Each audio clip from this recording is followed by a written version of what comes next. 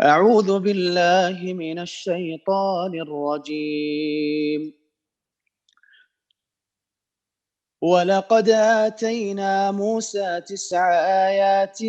بينات فاسأل بني إسرائيل إذ جاءهم فقال له فرعون إني لأظنك يا موسى مسحورا قال لقد علمت ما أنزل هؤلاء إلا رب السماوات والأرض بصائر وإني لأظنك يا موسى مسحورا قال لقد علمت ما أنزل هؤلاء إلا رب السماوات والأرض بصائر وإني لأظنك يا فرعون مثبورا فأراد أن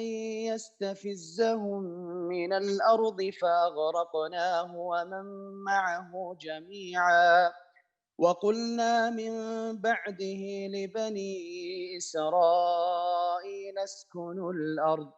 فإذا جاء وعد الآخرة جئنا بكم لفيفا وبالحق أنزلناه وبالحق نزل وما أرسلناك إلا مبشرا ونذيرا وقرآنا فرقناه لتقرأه على الناس على مكث ونزلناه تنزيلا قل آمنوا به أو لا تؤمنوا إن الذين أوتوا العلم من قبله إذا يتلى عليهم يخرون للأذقان سجدا ويقولون سبحان ربنا إن كان وعد ربنا لمفعولا ويخرون للأذقان يبكون ويزيدهم خشوعا قل ادعوا الله أو ادعوا الرحمن أيما تدعوا فله الأسماء الحسنى ولا تجهر بصلاتك ولا تخافت بها وابتغ بين ذلك سبيلا وقل الحمد لله الذي لم يتخذ ولدا ولم يكن له شريك في الملك ولم يكن له ولي من الذل وكبره تكبيرا بسم الله الرحمن الرحيم الحمد لله الذي أنزل على عبده الكتاب ولم يجعل له عوجا قيما لينذر بأسا شديدا من لدنه ويبشر المؤمنين الذين يعملون الصالحات أن لهم أجرا حسنا ماكثين فيه أبدا وينذر الذين قالوا اتخذ الله ولدا ما لهم به من علم ولا لآبائهم كبرت كلمة تخرج من أفواههم إن يقولون إلا كذبا فلعلك باخع نفسك على آثارهم إن لم يؤمنوا بهذا الحديث أسفا إنا جعلنا ما على الأرض زينة لها لنبلوهم أيهم أحسن عملا وإنا لجاعلون ما عليها صعيدا جرزا أم حسبت أن أصحاب الكهف والرقيم كانوا من آياتنا عجبا إذ أوى الفتية إلى الكهف فقالوا ربنا آتنا من لدنك رحمة فقالوا ربنا آتنا من لدنك رحمة وهيئ لنا من أمرنا رشدا فضربنا على آذانهم في الكهف سنين عددا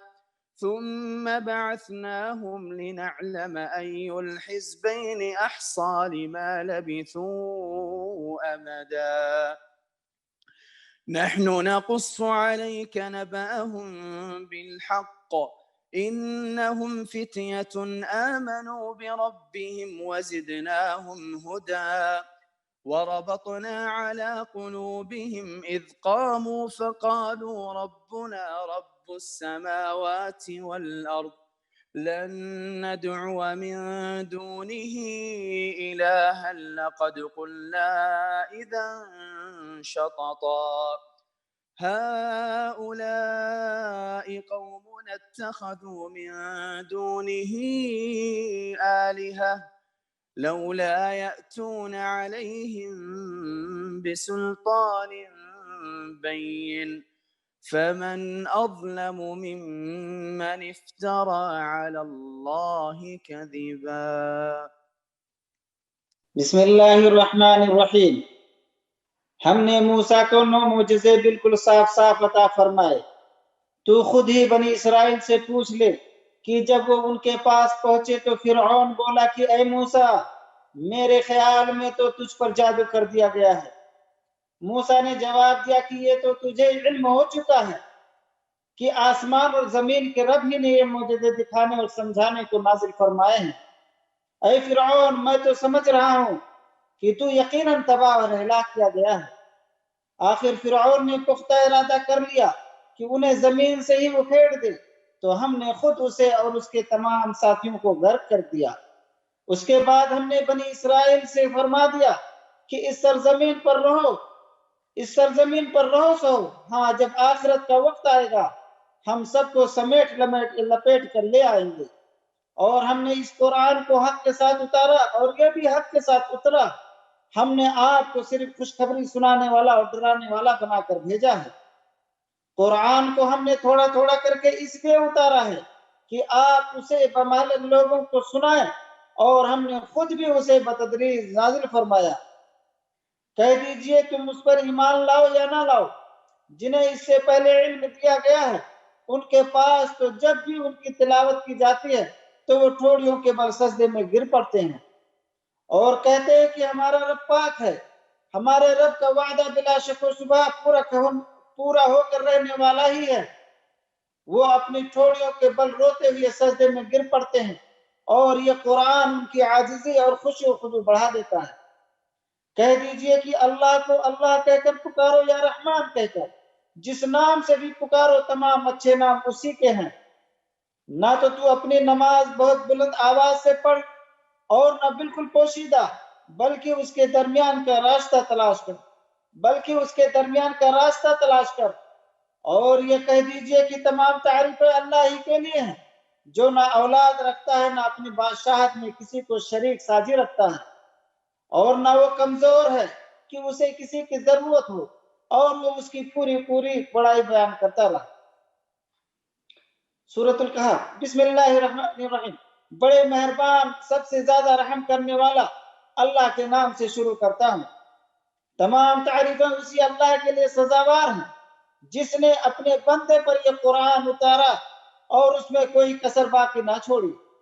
بلکہ ہر طرح سے ٹھیک ٹھاک رکھا تاکہ اپنے پاس کی سخت سزا سے ہوشیار کر دے اور ایمان لانے اور نیک عمل کرنے والوں کو خوشخبریاں سنا دے کہ ان کے لیے بہترین بدلہ ہے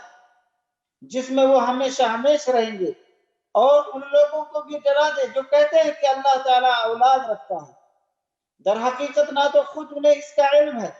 نہ ان کے باپ دادوں کو۔ یہ تہمت بڑی بری ہے جو ان کے منہ سے نکل رہی ہے، وہ نرا جھوٹ بک رہے ہیں۔ بس اگر یہ لوگ اس بات پر ایمان نہ لائیں تو کیا آپ ان کے پیچھے اس رمج میں اپنی جان ہلاک کر ڈالیں گے؟ روئے زمین پر جو کچھ ہے ہم نے اسے زمین کی رونق کا باعث بنایا ہے کہ ہم انہیں آزما لیں کہ ان میں سے کون نیک اعمال والا ہے۔ اس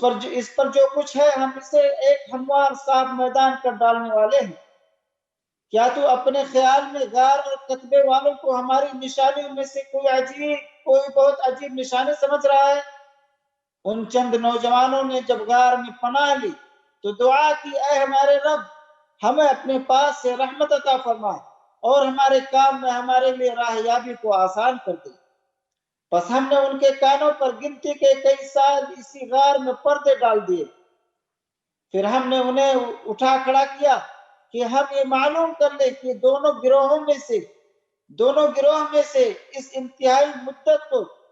جو انہوں نے گزاری کس نے زیادہ یاد رکھا۔ ہم ان کا صحیح واقعہ تیرے سامنے بیان فرما رہے ہیں۔ یہ چند نوجوان اپنے رب پر ایمان لائے تھے اور ہم نے ان کی ہدایت میں ترقی دی تھی۔ ہم نے ان کے دل مضبوط کر دیے تھے جبکہ یہ اٹھ کر کھڑے ہوئے اور کہنے لگے کہ ہمارا رب تو وہی ہے جو آسمان و زمین کا رب ہے، ناممکن ہے کہ ہم اس کے سوا کسی اور کو معبود پکاریں، اگر ایسا کیا تو ہم نے نہایت ہی غلط بات کہی۔ یہ ہے ہماری قوم جس نے اس کے سوا اور معبود بنا رکھے ہیں، ان کی خدائی کی یہ کوئی صاف دلیل پیش کیوں نہیں کرتے؟ اللہ پر جھوٹ افطرا باندھنے والے سے زیادہ ظالم کون ہے؟